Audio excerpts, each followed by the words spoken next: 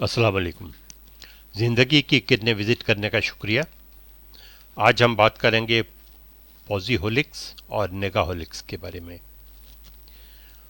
आपको ये तो मालूम है कि अल्कोहलिक्स किन्हें कहा जाता है। जो लोग ज़्यादा शराब पीते हैं और शराब के नशे में जिनको नशा आ जाता है उनको अल्कोहलिक्स कहते हैं। पॉज़ीहोलिक्स वो लोग होते हैं जो हमेशा पॉजिटिव सोचते हैं, जिनकी सोच हमेशा पॉजिटिव रहती है, उनको पॉज़ीहोलिक्स कहते हैं। और जिनकी सोच हमेशा नेगेटिव रहती है, हर चीज़ में हर बात में वो नेगेटिविटी तलाश करके ढूंढ करके लेके आते हैं, उनको नेगाहोलिक्स कहा जाता है। और इन्हीं दो मौजू पे हम आज अभी बात करेंगे।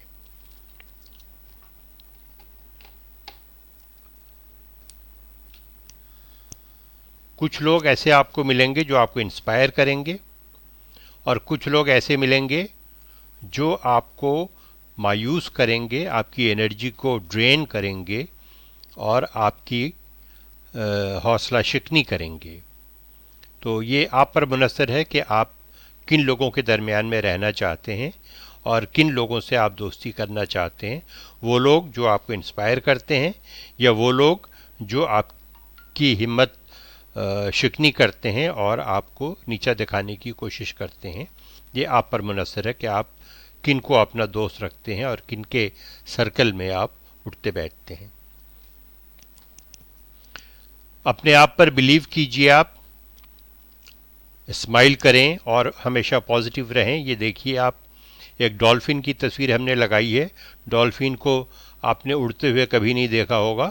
ये जंप किया है इस डॉल्फिन ने और ये फ्लाइंग पोजीशन पे है। इसका मतलब ये है कि इसने अपने आप को बिलीव करती है ये अपना, और उसके बाद वो लाइफ को एंजॉय कर रही है। फूल खिलते हैं और उसमें से खुशबू बिखेरते हैं वो इसलिए नहीं कि किसी को उनके खूबसूरती की ज़रूरत है या उस खुशबू की उनको किसी को ज़रूरत है, ऐसा कुछ नहीं है। फूल इसलिए खिलते हैं कि वो खिलना चाहते हैं। खुशबू इसलिए बिखेरते हैं कि खुशबू बिखेरने से उनकी खुशी होती है, उनको अच्छा लगता है। वो उनका एक नेचर है, फूल का एक नेचर है खूबसूरत लगना और खुशबू बिखेरना। ये उनकी फितरत है, उनका नेचर है। आप भी अपने नेचर में इसी तरीके से खूबसूरती लाइए और खुशबू बिखेरिए। बर्ड्स सिंग करती हैं, गाना गाती हैं। इसलिए गाना नहीं गाती कि कोई उनके गानों को पसंद करेगा, कोई उनकी तारीफ करेगा, इसलिए नहीं गाती वो इसलिए गाती हैं कि ये उनकी फितरत है।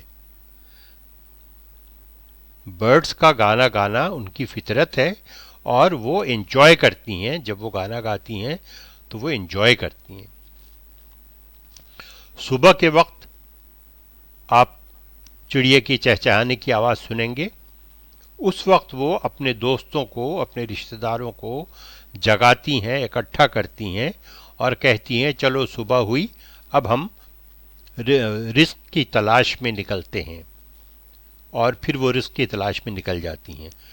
तो ये उनकी फितरत का हिस्सा है कि वो गाना गाती हैं, पॉजिटिव रहती हैं। उनको मालूम है कि सुबह सुबह जब हम निकलेंगे तो हमें खाना मिल जाएगा, हमें ग़िज़ा मिल जाएगी, हमें दाना मिल जाएगा। जो नेगेटिव लोग होते हैं वो नेगाहोलिक्स कहलाते हैं। ये इनके पैर में बेड़ी लगी रहती है नेगेटिविटी की। ये कभी पॉजिटिव सोच ही नहीं सकते, सोचते ही नहीं है। हमेशा हर बात में, हर काम में, हर एक्टिविटी में इनको नेगेटिविटी नज़र आती है और पैर में इनके नेगेटिविटी की जंजीर होती है। 7 ऐसी चीज़ें हैं जो नेगेटिव लोग हमेशा आप करेंगे आपके साथ, और वो ये कि आपकी जो अहमियत है, आपकी जो कदर है, उसको हमेशा नीचा दिखाएंगे। आपके इमेज को, आपकी गुडविल को डिस्ट्रॉय करेंगे, आपको चीट करेंगे, आपको धोखा देंगे, आपको परेशान करेंगे। आपके जो ख्वाब हैं, जो आपने ज़िंदगी के लिए देखा हुआ है उसको डिस्पोज ऑफ करेंगे, उनको कहेंगे कि नहीं जी ये आपका बिल्कुल फजूल ख्वाब है, ये कभी भी पूरा नहीं हो सकता। आपकी जो सोच है, आपकी जो फिक्र है, आपकी जो इमेजिनेशन है, उसको भी डिस्क्रेडिट करेंगे और कहेंगे कि आपकी जो सोच है ये बिल्कुल गलत है। आपकी जो सलाहियत है उसको डिफ्रेम करेंगे, उसमें खामियां निकालेंगे और उसको कंडेम करेंगे। आपकी जो राय है उसको डिसबिलीव करेंगे, उसको गलत साबित करने की कोशिश करेंगे और हमेशा आपके साथ नेगेटिव एटीट्यूड रखेंगे। अगर आपकी ज़िंदगी में ऐसे लोग हैं तो आप उनसे अलहदा हो जाइए, ये आपके लिए बेहतर लोग नहीं हैं। Stay away with from negative people. Negative mind और पॉजिटिव लाइफ एक साथ नहीं चल सकती। अगर किसी का माइंड नेगेटिव है तो उसकी लाइफ नेगेटिव रहेगी। अगर किसी की सोच पॉजिटिव है तो वो पॉजिटिव लाइफ डील करेगा। जितना कम आप नेगेटिविटी को रिस्पॉन्ड करेंगे उतना बेहतर जिंदगी आप गुजार सकते हैं। जब भी कोई नेगेटिव सिचुएशन हो उसको आप हमेशा पॉजिटिव सिचुएशन में तब्दील करने की कोशिश कीजिए। माइकल जॉर्डन का कहना है, माइकल जॉर्डन जो है वो बड़े मशहूर बास्केटबॉल प्लेयर रहे हैं और काफ़ी मशहूर रहे हैं ये अपने ज़माने में। अब हम बात करते हैं एम्पैथी की। एम्पैथी क्या चीज़ है? एम्पैथी एक ऐसा वर्ड है, एक ऐसी चीज़ है कि जो दूसरे के बारे में आप उसको समझने की कोशिश कीजिए कि अगर वो कोई बात कर रहा है तो क्यों कर रहा है, उसके पीछे उसका बैकग्राउंड क्या है। एक्टिव लिसनिंग करें, उसकी बात को सुने, आप गौर से सुने, तवज्जो से सुने, उसको अंडरस्टैंड करें और उसके बेसिस के ऊपर अपने अंदर इंसाइट लेके आएं कि उसने अगर ऐसी बात की तो क्यों की, उसकी क्या वजह है, उसका क्या बैकग्राउंड है। और कामयाबी के लिए जो जिन चीज़ों की ज़रूरत है उनमें से एक ये है कि आप दूसरे का पॉइंट ऑफ व्यू समझें और उसकी नज़र से आप किसी चीज़ को देखें, उसके एंगल से देखें कि वो क्या सोच रहा है, क्या समझ रहा है, और फिर उसके बाद आप रिएक्ट करें, उससे पहले रिएक्ट नहीं करें। ये हेनरी फोर्ड का कहना है। अगर आप किसी आदमी को, किसी शख्स को मायूस देखते हैं, उसको डिप्रेशन में देखते हैं, तो कोशिश करें कि आप उसको मोटिवेट करें, उसके दुख और दर्द को समझने की कोशिश करें और फिर उसको आप मोटिवेट करें। सिंपैथी और एम्पैथी में थोड़ा सा फ़र्क है।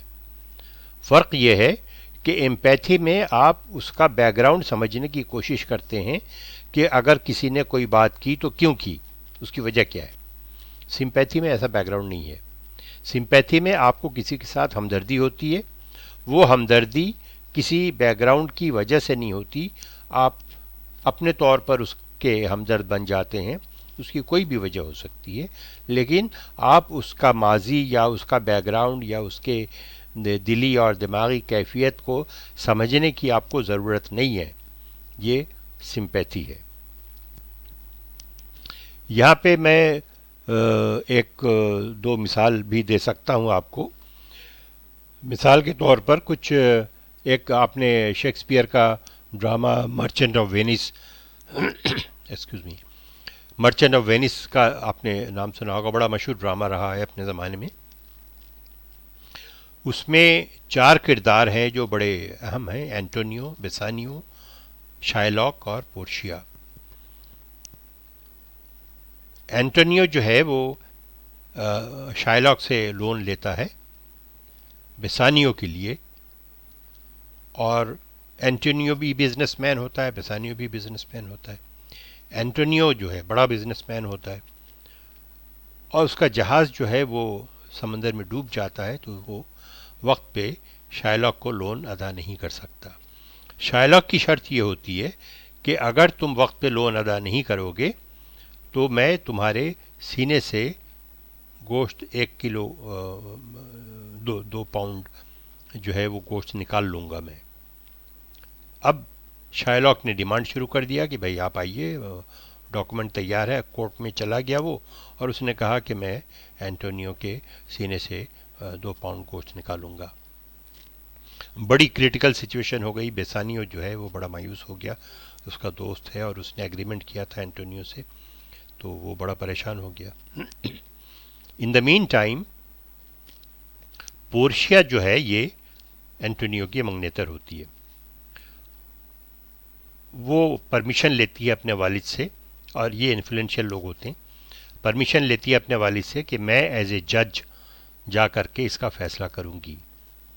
उसके बाद वो चली आती है एज ए जज, और उसके सामने पेश होता है एंटोनियो और शायलॉक। शायलॉक कहता है कि भाई 2 पाउंड गोश्त निकालूंगा मैं इसके सीने से। पहले तो पोर्शिया बहुत समझाती है उसको कि नहीं, ये अच्छा नहीं है, गलत बात है, और ये सो ऑन सो फोर्थ, लेकिन वो मानता नहीं है।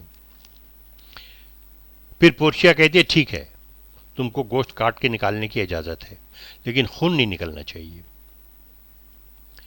तो जो बात मैं बताने की कोशिश कर रहा हूँ वो ये कि कुछ लोग होते हैं जो बड़े जालिम होते हैं, और वो एम्पैथी और सिंपैथी उनके अंदर नहीं होता।